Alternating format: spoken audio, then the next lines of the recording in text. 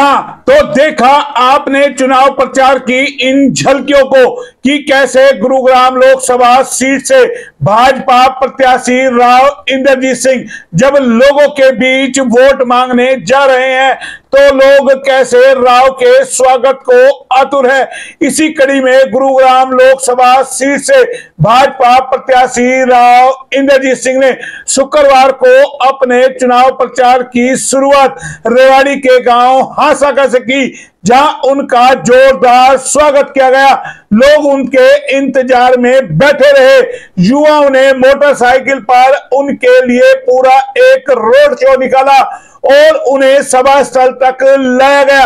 ये तस्वीरें हम आपको दिखा रहे हैं राव इंद्रजीत सिंह के चुनाव प्रचार की, कैसे लोग उनको माला देकर के सम्मानित कर रहे हैं, उनका स्वागत कर रहे हैं। कोई उनका बड़ी माला से स्वागत कर रहा है तो कोई उनको पगड़ी पहना करके उनका स्वागत कर रहा है। तो अलग अलग तरीके की जो चुनाव प्रचार में तस्वीरें सामने आ रही है वो हम आपको दिखा रहे हैं कि किस तरीके से गुरुग्राम लोकसभा क्षेत्र में राव इंद्रजीत सिंह का कद है, जिन्हें भाजपा ने तीसरी बार अपना उम्मीदवार बनाया है। लगातार 2 बार यहां से राव इंद्रजीत सिंह ने जीत हासिल की है और तीसरी बार अपना उम्मीदवार बनाया है। अब वो चुनाव प्रचार में जब लोगों के बीच जा रहे हैं तो किस तरीके से वहां पर लोगों की भीड़ आ रही है और उनका भव्य स्वागत कर रही है।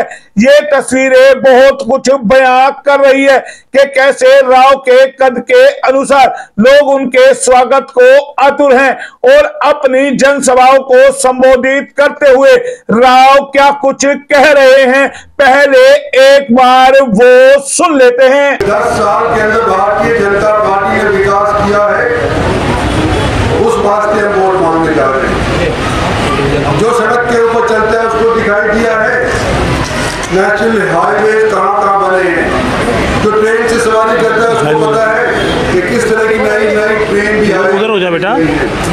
जो RRTS का मामला है उसका भी आपको पता है कि दिल्ली से चल करके और धारवेरा तक रैपिड रीजनल ट्रांजिट सिस्टम आज के दिन प्रस्तावित है। इस धारवेरा तक का विस्तार करके हम इसको बाबर तक ले जाना चाहते हैं, शाहजहांपुर बॉर्डर और दिल्ली तक भी इसको जोड़ना चाहते हैं। तो आपने सुना, राव का साफ कहना है कि इलाके ने मुझे हर बार यहां से जिता करके भेजा है। मैं लोगों की उम्मीदों पर खरा उतरा हूं और आपसे वोट मांगने आया हूं अपने काम के नाम पर। हमने बहुत काम किया है, पिछले 10 सालों में लगातार क्षेत्र का विकास किया है, चाहे बात एम्स की हो, चाहे सड़कों की हो या फिर अन्य विकास कार्यों की हो। तो जाहिर है राव विकास के नाम पर वोट मांग रहे हैं। साथ ही अपने प्रतिद्वंदी जिन्हें कांग्रेस ने अपना उम्मीदवार बनाया है, इस बार उम्मीदवार बनाया है राज बब्बर जो कि फिल्म अभिनेता है, उनको लेकर के भी क्या कहते हैं। और जिनकी टिकट कटी है पूर्व मंत्री कैप्टन अजय सिंह यादव जो टिकट के इंतजार में थे, उसको लेकर के राव क्या कहते हैं वो भी सुनते हैं। पिछले दिनों के अंदर जो कांग्रेस पार्टी के लोकल कैंडिडेट या तो चाहे नहीं या उनको टिकट नहीं मिली, तो उस टाइम के ऊपर भी आपके यहाँ से मैं 86,000 वोटों से जीत गया था रेवाड़ी से। गुड़गांव की बात मैं नहीं करता क्योंकि वो बड़ा अर्थ है, उसमें 3.5 लाख है, बादशाहपुर में 4 लाख वोट है, तो वहां की हम नहीं बात करते, पर पर कैपिटा। तो आपने राव को सुन लिया। हालांकि राव इंद्रजीत सिंह बड़ी शालीनता से और बड़ी सभ्यता से अपने चुनाव प्रचार को परवान चढ़ा रहे हैं। यही वजह है कि वो हमेशा लोगों के दिलों में राज करते रहे हैं।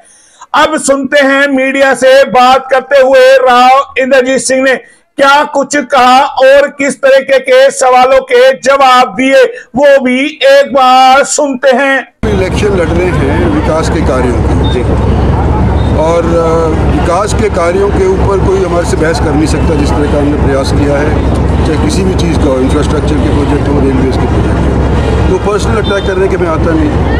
भाई कोई अगर बिना आए राजनीति के अंदर रह सकता है क्या?